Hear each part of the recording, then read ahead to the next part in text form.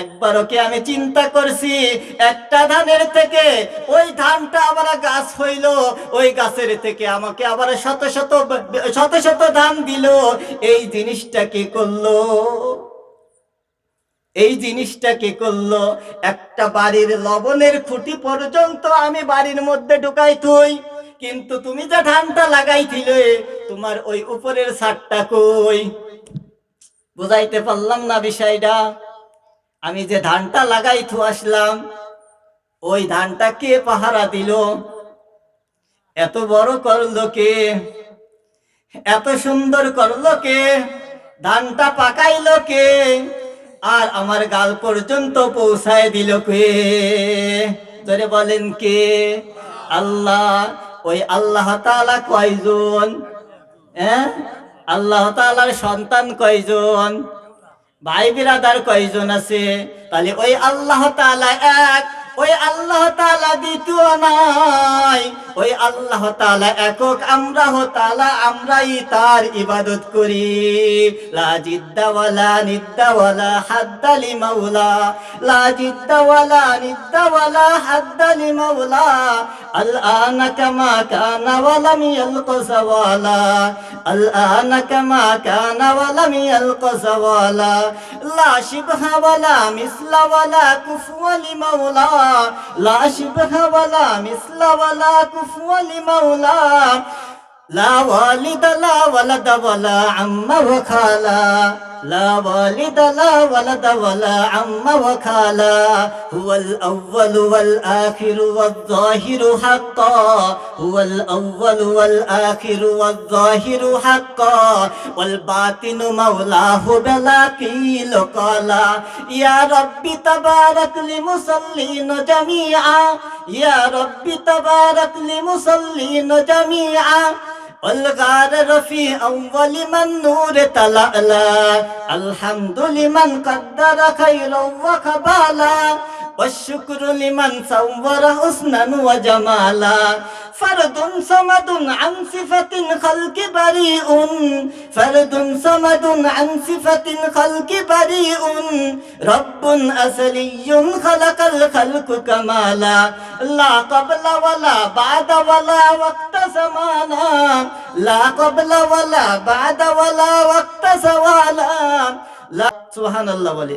তাহলে আল্লাহ তাআলা কতজন?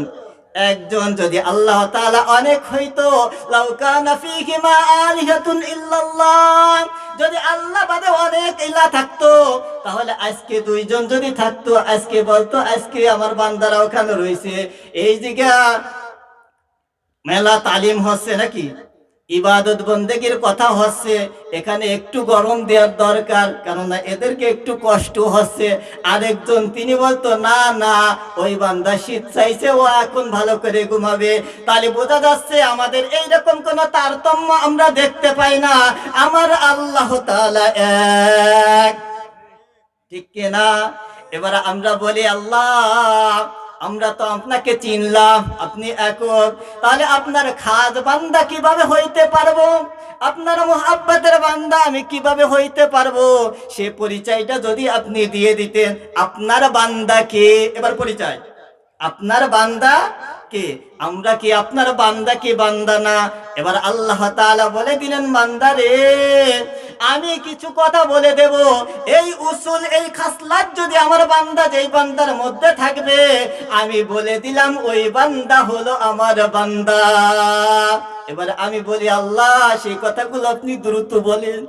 কি সেই কথাগুলো আপনি দ্রুত বলেন, কেননা আপনার কথা শোনার জন্য এই সমস্ত মানুষ এই যে ব্যাকুল হয়ে বসে রয়েছে, আবেগ আপ্লুত অবস্থায় বসে রয়েছে।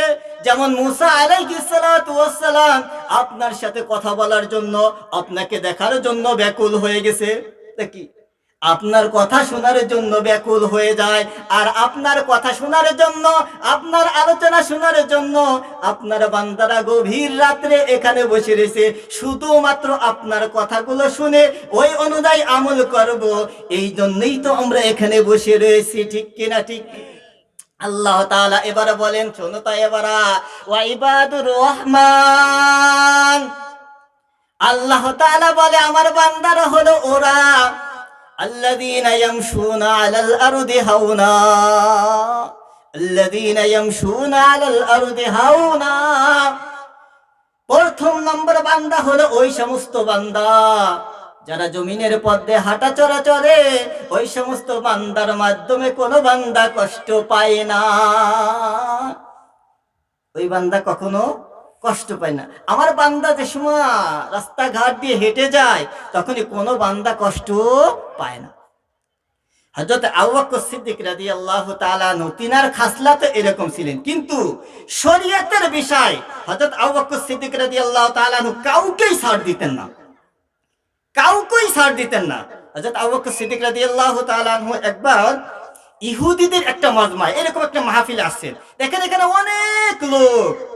তিনি চাইলেন যে এখানে হয়তোবা ইসলামের যদি দাওয়াত দেওয়া হয়, তাহলে অনেকটা যদি এরা ইসলাম গ্রহণ করে, তাহলে ইসলামের ছায়াতল অর্থাৎ ইসলামের দলটা অনেক বড় হয়ে যাবে। হযরত আবু বকর সিদ্দিক রাদিয়াল্লাহু তাআলা আনহু এই ইহুদিদের বড় এক পাদ্রী, বড় আলেম, তার কাছে গেলেন, নাম হয়তোবা মিনহাজ হবে। তো এই মিনহাজের কাছে তিনি চলে গেলেন, যাওয়ার পর বললেন না, তিনার তো বুক ভরা এক আশা, কারণ ইহুদিরা তারা তো কিতাব মানে, আল্লাহ তাআলাকে মানে।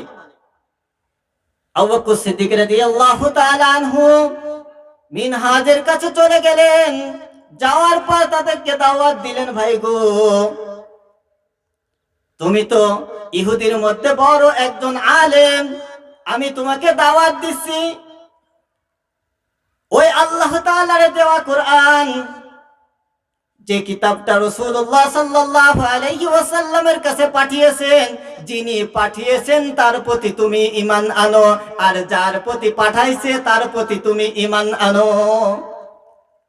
আজকে আমরা কখনো দাওয়াতের জন্য একটা ব্যাকুল হয়ে যায় না কখনো। সাহাবায়ে কেরাম কেমন ছিল? হযরত উতবা ইবনে নাফে 22 বছরের তাগড়া যুবক, উতবা ইবনে নাফে 22 বছরের এক তাগড়া যুবক, এখনো তিনি বিবাহ করেন নাই।